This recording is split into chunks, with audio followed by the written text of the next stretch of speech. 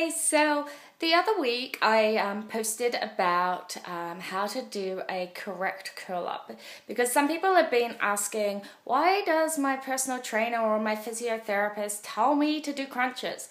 Well, they're not really telling you to do crunches, they're telling you to do a head curl up. Well, if you have a good person that you're working with who knows what they're talking about, that's what they mean. Crunches, where you actually come up and lift like your whole shoulder blade off the ground, are a no, just don't do them.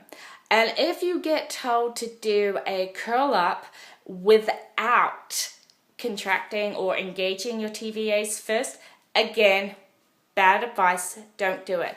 And if you're interested in why, make sure you read my post. I will put a comment below, and well, this video will be hopefully on there as well. So just don't do it. What it's going to do is it's going to distort your linea alba, which is the connective tissue, and the key to creating a functional flat abdominal area is to stretch that and strengthen it again, so that it's firm. Like, you can have a gap. Normal person's gap is actually 2 fingers after they've been pregnant. So you can have a gap. What you don't want is it to be deep.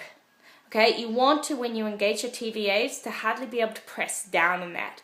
And now when you do curl ups, what's going to happen is your gap, or the gap between your 2 rectus abdominis, will decrease like this when you do something like a crunch. But what will happen is the linea alba will actually sink and like distort inside of it. If you do contract or engage your TVAs first and then do the curl up, your gap might lessen a little bit, but it will still feel firm and flat. And that's what you want to do. And that's like the strengthening exercise that you would do. Now, normally I would recommend making sure you have somebody beside you who knows what they're talking about to make sure you're doing this correctly. But you can do it yourself. The key here is, if you see any doming at all, you're doing it incorrectly, or your TVAs are not strong enough yet. So go back to the breathing. And I'm going to take you through, remember, always roll on to your side and go over how to do a curl up. So we've talked before about getting your transverse abdominis engaged. So you're going to come down to here, and you're going to pull in your pelvic floor, pull up your pelvic floor, and your belly button kind of goes in and up a little bit, not sucked in like, but it happens naturally. Now, you should feel the muscles pop. And if you can't, there's a couple of exercises here. You can put one hand on the ground and like press down until you feel that muscle pop, so that you know where it is, and then try to replicate that.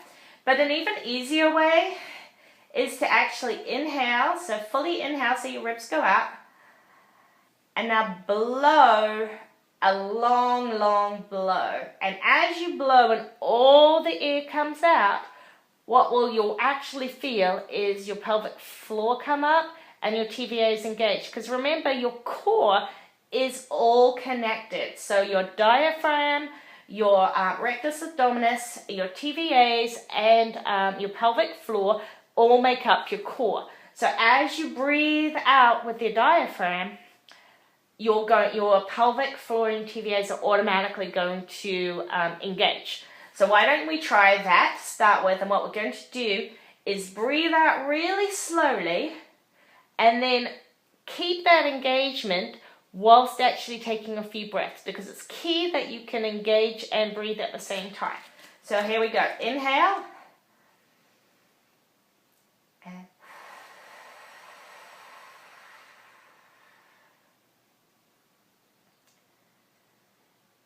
And breathing whilst everything's still engaged.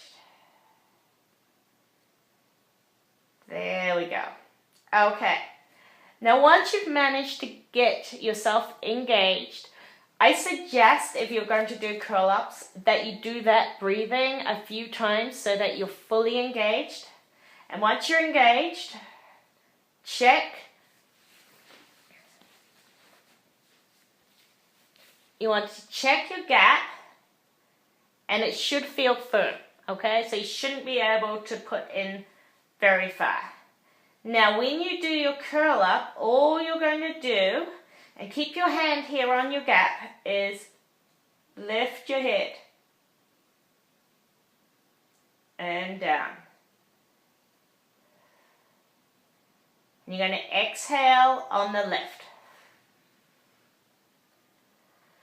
And inhale when you come down.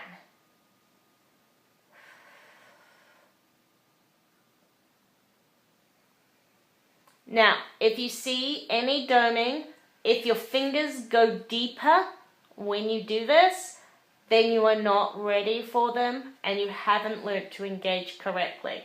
So, again, put your fingers on your gap. I would suggest going to wherever the widest part and deepest part of your gap is. So remember, there's many different forms of diastasis. Some people's gap will be higher than their navel. Some people's will be lower. Some people's will be all along. Majority of people's gap is widest around their navel, but that is not always the case. So make sure you find where your gap is at its deepest and widest, and engage. Make sure you're firm.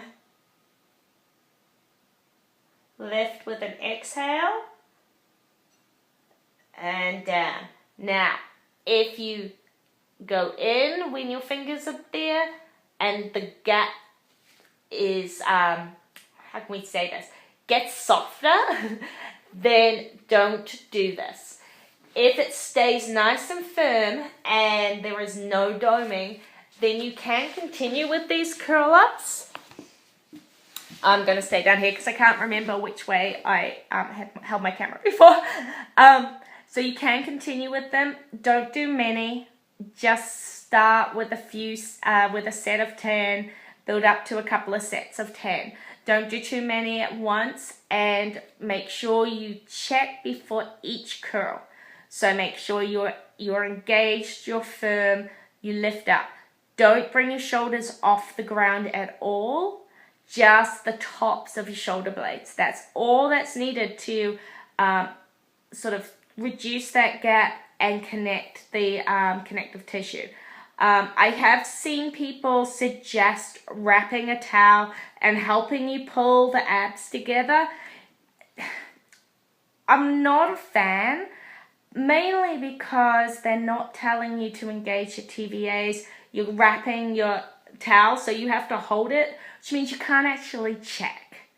And if you can't check to see whether the depth has changed, then you can't tell whether you're doing it correctly. Now, if you have a physiotherapist who's got their fingers there and they're testing for you and you're pulling everything together and they're telling you you're doing it right, then go for it. But if you're doing this on your own, the wrapping means you can't check, and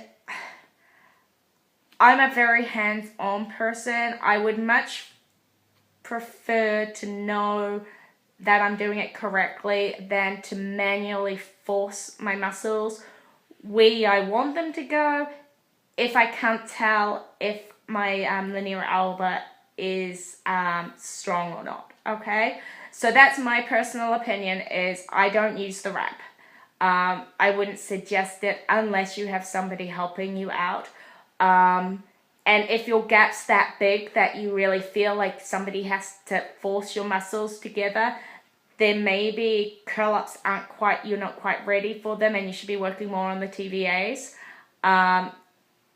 Again, it's totally different when you have a qualified PT right beside you and they know what they're doing.